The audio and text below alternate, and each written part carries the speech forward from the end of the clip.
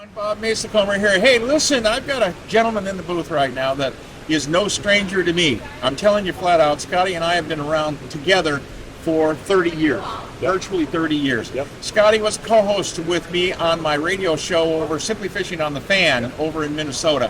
And when it comes to electronics, folks, I'm telling you right now, there is nobody, and I don't care where I fish, I don't care who I talk to, there is nobody that knows more about electronics than the man I'm about to bring on. And the reason for that, reason for bringing him on here, is this technology right now, folks, is really, really starting to take a stronghold in the industry. And it's something that we all need to be aware of, and there's some things Scotty's going to talk about that you need to be aware of.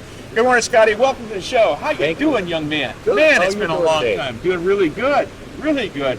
Scotty, we've been trying to get you on this show here for 3 days at this show, and it's been just a madhouse. So for you to take time to sit down with us is pretty cool. Well, I appreciate it. Thank you. Where do you want to start? It's your game. Electronics is your game. Where do you want to start? Probably the best thing to do is a couple things that I tell folks in my seminar is, one, you've spent hard money. If you don't have the knowledge to now install the product that you have, please take it back to your marine dealer and let somebody that has done it before install it. Because if you don't install the transducer right, it's really not going to do you any service. So you've defeated the whole installation. Exactly. It's like I tell them, it's roll down your car window and throw your money out the window, because that's what you're doing if you don't install it right. And why waste your money? You've used your hard-earned money to purchase that product. Now, give it a little bit more hard-earned money and get it installed correctly. It's kind of funny. Oh, they're opening the doors for us, folks. Let's just bear with this for a second. They're announcing that the doors will be open. That being said, we're going to have the national anthem here in a bit too. You might hear that. But Scotty and I share a real dear friend back in Minnesota, Pete Davids. And here's something that Scotty and I have talked about. You need to, once you get your units set up and dialed in, please don't go play with it. Yeah, I've set Pete's units up a couple times, and then he's got another buddy that we all know. Butch gets in and starts pushing buttons, and then he's got to bring it back, and I have to reset it up again. So once you do get it dialed in, here's the other thing that I want to say. You don't have to really move a lot off of factory settings. The factory settings are there. The engineers set up the units when they come out of the boxes that will at least give you a starting point. Yes, you can adjust sensitivity and contrast a little bit and pick your favorite screens that you want and toggle those and save those. But some of the other stuff, take it out of the rotation if you're not going to use it. Get your rotation. You can do it. You can take, in Humminbird, you can take and hide the screen and turn them off. But you don't delete them. You just take them out of the screen location, and then you could go back and turn them back on if later down the road you want to.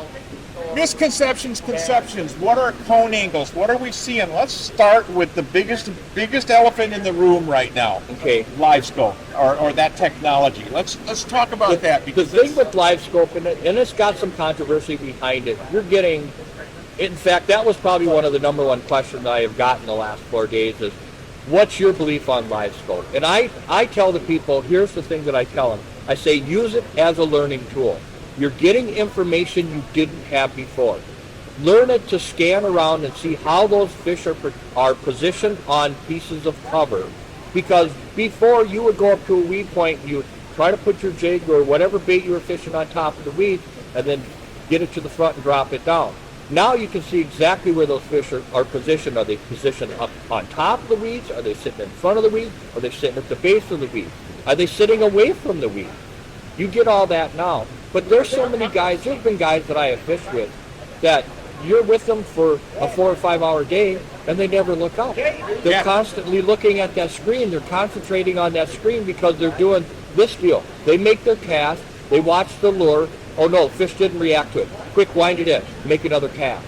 Well, let me do this time. And that's all part of the learning policy, but don't get so hung up that you're doing, because eventually you're going to walk around being a hunchback because it continues to look down. You're looking at a 15-inch screen or whatever. You hit right on the head, and this is something that professionals, people who have been in the game for a long time, people who fish tournaments, people who, like myself, that did television shows, that have to depend on putting the fish in the boat to make a living. Yeah. Okay, that being said, we learn to read fish. Now, people say, what do you mean read fish? Just the way the fish's activity is and where they're located gives you strong indicators on what that fish is apt to do. Okay, is it coming up? Is it going down? Is it pulling to the inside turn? Is it coming out on the point? These are things that you need to know. And this is where that technology, I think that technology gives you, like you said, a heads up. It does. It does. But the other side of the, some of the questions are asking me, do you think that they should be outlawed? I'm not sure the factor, or the tournaments, take them out of the association. I'm not sure to go that far, but here's the thing that I'm going to recommend, and this is just my 2 cents.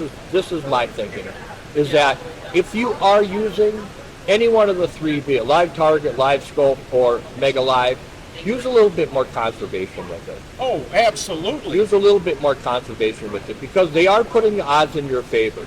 But the thing is the deal is release majority of the fish that you catch. Yeah, and here's something that, we're running the Muskie Classic. It's 20 years the last time we ran. It's the richest muskie tournament in the history of the world. And we're coming back this year on Vermilion, and we were posed that question right away. Are you going to allow it? And we sat there, our committee, our group sat there, and we bantered every possible scenario you can imagine. And we decided at the end of the conversation that for this year, for 2023, we would not allow that technology. Okay. You can pre-fish with it. You can go out. If the structures are holding fish, you can identify that. You can identify key structures and what have you. And the reason that we did it, the biggest reason we did it, is because with that technology, you can gun and run. Oh, yes. You can gun and run on stuff that it's almost an unfair playing field. It is an unfair playing field. It's almost... And you know what? And if I was an elite angler in today's environment, there would be no way I would be without it. Yeah, because you can't compete. Yeah, you would be without a month. I probably... Let me take a step back. I probably would have done it the other way. I would have allowed it the first year and then asked the top 3 guys, okay, did you use it? Yeah. And if it was that, I would say, okay, going forward, we're not going to allow it. Yeah. And this, just put a pause on it for now and see what happens.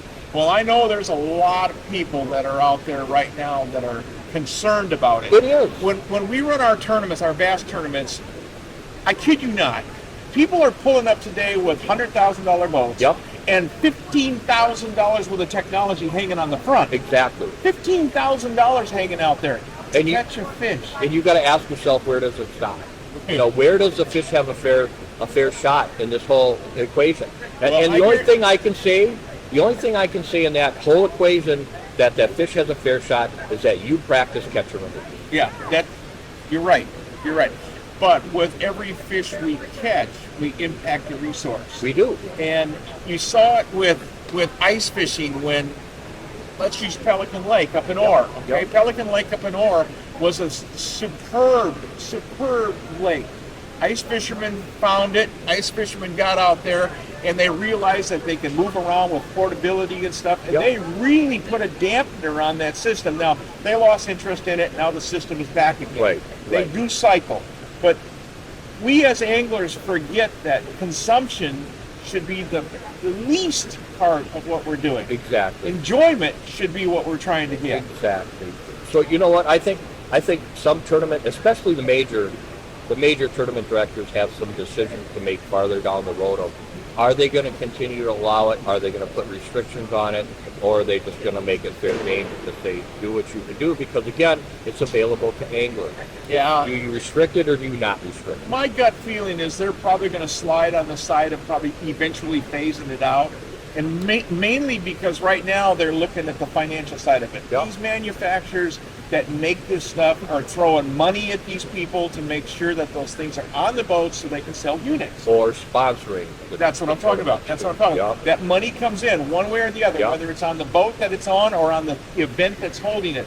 And that's really what's kind of keeping it alive right now, because the grassroots people, the people who can't afford $15,000. I know there's a lot of them that are out there. Yeah, that can't afford $15,000. They're going, oh man, oh no. And I got a friend of mine, Jim Gracka, you know him. Yeah. Jim Gracka's down in Tennessee, and Jim's got it on his boat.